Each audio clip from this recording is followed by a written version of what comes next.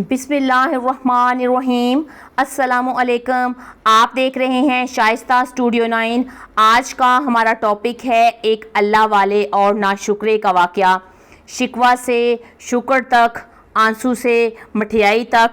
एक शुक्र अदा करने वाले को अल्लाह क़यामत के दिन क्या इनाम देगा, इसलिए आज आपने वीडियो को स्किप नहीं करना, वीडियो आखिर तक देखनी है ताकि आपको पता चल सके कि शुक्र अदा करने का क़यामत के दिन कितना बड़ा इनाम है। आपने वीडियो को आखिर तक देखना है और चैनल को सब्सक्राइब कर लेना है। आप देखें, वीडियो देख लेते हैं, ना आप सब्सक्राइब करते हैं, ना आप कमेंट करते हैं, ये तो ठीक बात नहीं है ना।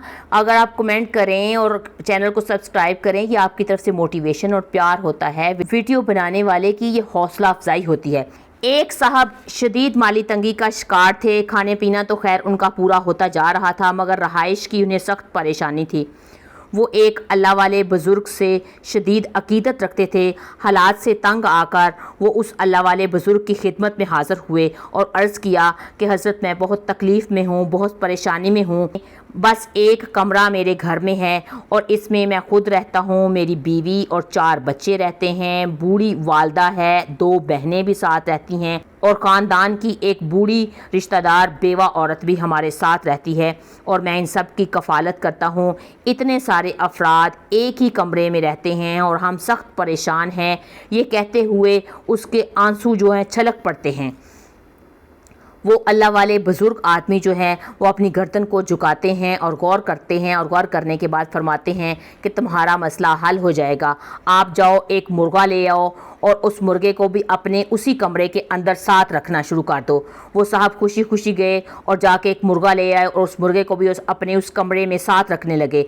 एक हफ्ते के बाद बुज़ुर्ग के पास हाज़िर हुए। वो पहले से भी ज़्यादा गमज़दा और दुखी थे। हज़रत, मसला तो बिल्कुल भी हल नहीं हुआ, बल्कि अब तो और बढ़ गया है। मुर्गा शोर भी मचाता है और गंदगी भी फैलाता है। बुज़ुर्ग ने गर्दन झुकाई और थोड़ा सा सोचा और फिर फरमाया, अब मैं समझ गया, तुम्हारा मसला तो थोड़ा बड़ा है। अब तुम एक बकरा ले आओ और उस बकरे को भी अपने उसी कमरे के अंदर रखो और 1 हफ्ते के बाद मुझे इतला देना। हफ्ते के बाद वो साहब आया। वो परेशानी से कांप रहा था। ए अल्लाह वाले, मसला तो और भी गंभीर हो गया है। बकरा तो पेशाब भी करता है और नींद भी मुझे ठीक तरह से पूरी नहीं करने देता। बुज़ुर्ग ने गौर किया और फरमाया कि अच्छा, अब तो मसला तुम्हारा और बढ़ गया है। तुम ऐसे करो कि एक गधा ले लो और उसे भी अपने साथ उसी कमरे में रखो और 1 हफ्ते के बाद मुझे इतला करना। 1 हफ्ते के बाद वो साहब जब उस अल्लाह वाले के पास आया तो लगता था कि गम और परेशानी से वो अभी फौत हो जाएगा। आंसू उसकी आंखों से बरस रहे थे और वो अधमुआ हो चुका था। हज़रत, अब तो मैं ज़िंदगी से तंग आ चुका हूँ। गधे ने तुझ मेरा जीना हराम कर दिया है। बुज़ुर्ग ने फरमाया, अच्छा ऐसा करो कि अब तुम मुर्गे को अपने उस कमरे से निकाल दो और 1 हफ्ते के बाद मुझे रिपोर्ट करना। वो साहब हफ्ते के बाद आए और कहने लगे, हालात में थोड़ी सी जनाब बेहतरी आई है। तो बुज़ुर्ग कहने लगा, अब तुम बकरे को उस कमरे से निकाल दो और हफ्ते के बाद आके मुझे रिपोर्ट करना। हफ्ते के बाद उन्होंने आकर कहा कि हालात काफ़ी बेहतर हो गए हैं। तो अल्लाह वाले ने कहा, अब तुम गधे को उस कमरे से निकाल दो और हफ्ते बाद आके मुझे इतला देना। हफ्ते के बाद जब वो शख्स आया तो उसके हाथ में मिठाई का डब्बा था, चेहरे पर मुस्कुराहट थी, उसके अंग अंग में खुशी थी। तो कहने लगा, ए अल्लाह वाले, मसला बिल्कुल ठीक हो गया है। अब मैं अपने उस कमरे को बंगला समझने लगा हूँ। सब घर वाले उस कमरे में खुश हैं, सब खुले खुले रहते हैं और कमरा भी हमें बड़ा पाक और साफ़ अब महसूस होने लगा है और इसी खुशी में मैं मिठाई लेकर आया हूँ, आप कबूल फरमा लीजिए। वो अल्लाह वाले ने मिठाई उससे ले ली और वो शख्स चला गया। बुज़ुर्ग ने तब फरमाया कि अब उसकी गाड़ी कामयाबी की सड़क पर चल पड़ेगी।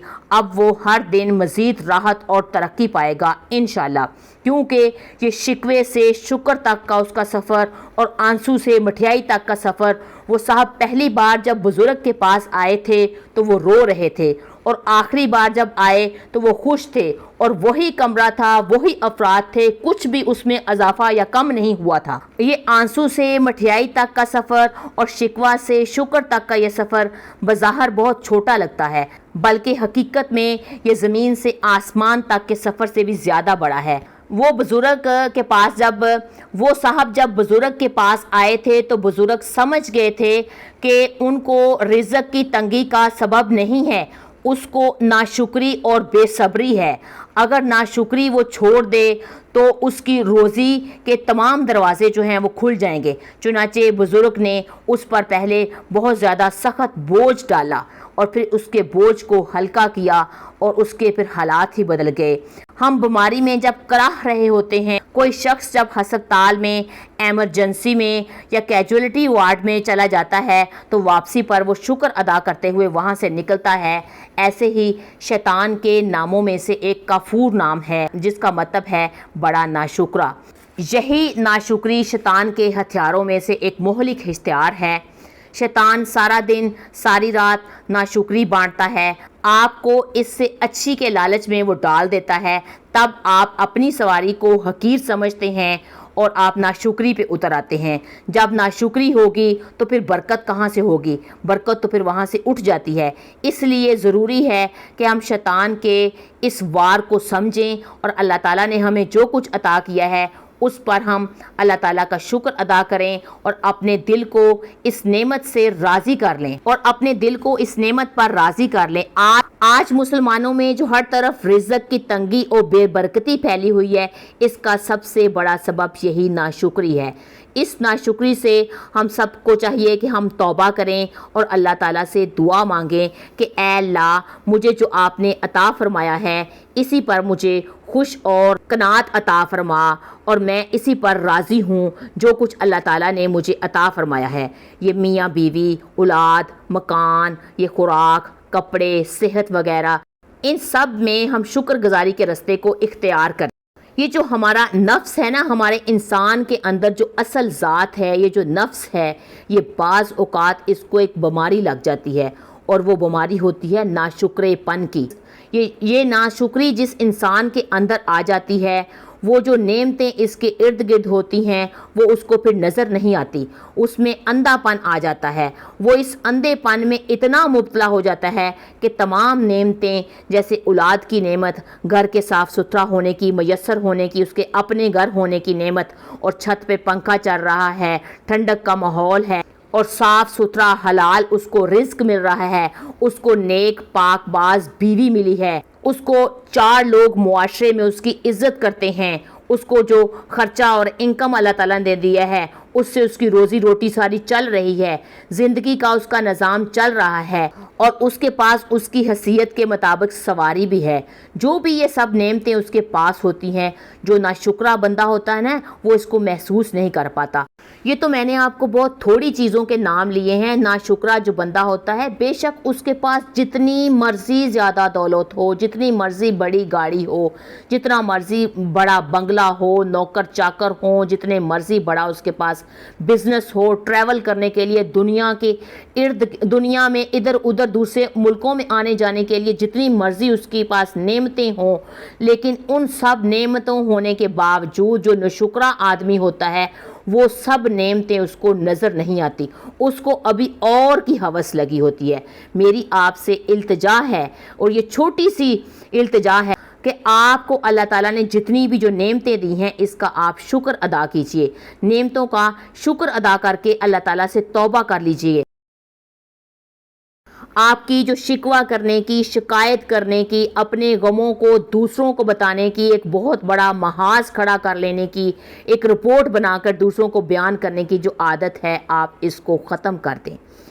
क्योंकि आज साइंस भी ये साबित कर चुकी है, जो लॉ ऑफ इंटरेक्शन है, जब आप दुख का तस्करा करते हैं, आप परेशानी का जब किसी से तस्करा करते हैं, तो ये एक शुआएं होती हैं जो इंटरेक्शन पैदा करती हैं। वो दुख और परेशानी जो है वो मुसलसल आपकी तरफ इकट्ठा होना शुरू हो जाते हैं। जैसे आप एक कौवे की मिसाल ले लें, एक कौवे को आप छेड़ें तो वो काएं काएं करता है, जब वो काएं काएं करता है तो बहुत सारे कौवे वहाँ इकट्ठा हो जाते हैं। ऐसे ही जब आप दुखों का, परेशानियों का तस्करा करते हैं तो इंटरेक्शन पैदा होती है, बहुत से दुख और परेशानियां जो है वो आपके पास इकट्ठे हो जाते हैं। خدا کے لیے آپ میری بات کو مانیں اور آپ شکر کریں، اللہ تعالیٰ سے اپنی توبہ کریں، ان دکھوں اور پریشانیوں سے، غموں سے اپنے آپ کو نجات دلائیں، بلکہ آپ ان پریشانیوں کو بتا دیں کہ میرا اللہ وہ اللہ ہے جو بہت بڑا ہے، جو رحیم ہے، جو کریم ہے، وہ سب کچھ نوازنے والا ہے۔ وہ تو کہتا ہے کہ اگر پریشانی ہے تو پریشانی کے ساتھ آسانی بھی ہوگی۔ اس سے ہی کیپیسٹی بلٹ ہوتی ہے اور اس سے ہی اللہ تعالیٰ آپ کو عنایتیں کرتا ہے، اس سے ہی پھر آپ خالص ہو جاتے ہیں، امپیور ہو جاتے ہیں اور آپ اللہ تعالیٰ کے ہاں سجدے میں گر جاتے ہیں اور آپ کو موقع ملتا ہے، آپ کا کنیکشن اللہ تعالیٰ سے جڑ جاتا ہے، آپ کی آنکھوں میں نمی آ جاتی ہے، آپ اللہ تعالیٰ سے پھر التجا کرتے ہیں کہ اے اللہ تعالیٰ مجھے معاف کر دیجئے، مجھے زیادہ سے زیادہ جو آپ نے عطا کیا ہے میں اس پہ شکر ادا کرتا ہوں۔ یہ بڑے بڑے جو غم ہیں، آپ ان غموں اور پریشانیوں سے آپ پاک ہو جائیں گے۔ اسی طرح ایک موقع پر حضرت محمد صلی اللہ علیہ وآلہ وسلم نے فرمایا کہ کچھ لوگ قیامت کے دن بغیر حساب کے جنت میں داخل ہو جائیں گے، اور فرشتے پوچھیں گے کہ آپ پل صراط سے ہو آئے ہیں؟ وہ کہیں گے ہم نے تو پل صراط دیکھی ہی نہیں۔ فرشتے پوچھیں گے تمہارا عمل کیا تھا؟ وہ کہیں گے کچھ بھی نہیں، ہم تو عام لوگوں کی طرح نماز پڑھتے تھے، روزے رکھتے تھے، حج فرض ہوا تو حج کر لیا، زکوٰۃ اگر ہم پر لاگو ہوئی تو ہم نے وہ ادا کر دی، ہماری روٹین کے معاملات عام لوگوں کی طرح ہی تھے۔ پھر فرشتے کہیں گے کہ اتنی بڑی فضیلت کیسے آپ بغیر حساب کے جنت میں آ گئے؟ کوئی تو وجہ ہوگی۔ پھر وہ بندے عرض کریں گے ایک ہی وجہ تھی کہ ہمارے رب نے ہمارے حق میں جو فیصلہ کیا، جو ہمارے لیے اللہ تعالیٰ نے خوشی جس چیز میں رکھی تھی، ہم اس پہ راضی ہو جاتے تھے، اس پہ شکر کرتے تھے۔ یعنی کہ جو اللہ تعالیٰ نے آپ کو دیا ہے اسی پہ اکتفا کریں، اس پہ شکر کریں، اسی پہ راضی ہو جائیں۔ جب آپ اس پہ راضی ہو جائیں گے تو اللہ قیامت کے دن آپ کو، حضور پاک کی یہ حدیث سن لے، آپ کو قیامت کے دن بغیر حساب کے جنت میں داخل کر دے گا۔ میری اللہ تعالیٰ سے دعا ہے کہ اللہ تعالیٰ آپ کو، مجھ کو، ہم سب کو جو اللہ تعالیٰ نے دیا ہے اس پہ راضی رہنے کی اور شکر کرنے کی توفیق عطا فرمائے، آمین یا رب العالمین۔ اگر آپ کو میری ویڈیو اچھی لگی ہے تو میری ویڈیو کو لائک کریں، میری ویڈیو کو دوسروں کے ساتھ شیئر بھی کریں، شاید آپ کا ایک شیئر میرے اور آپ کے لیے صدقہ جاریہ بن جائے۔ اور میک شور کر لیں جاتے جاتے کہ آپ نے میرے چینل کو سبسکرائب کر لیا ہے، اور کمنٹ آپ نے ضرور کرنا ہے۔ اللہ حافظ۔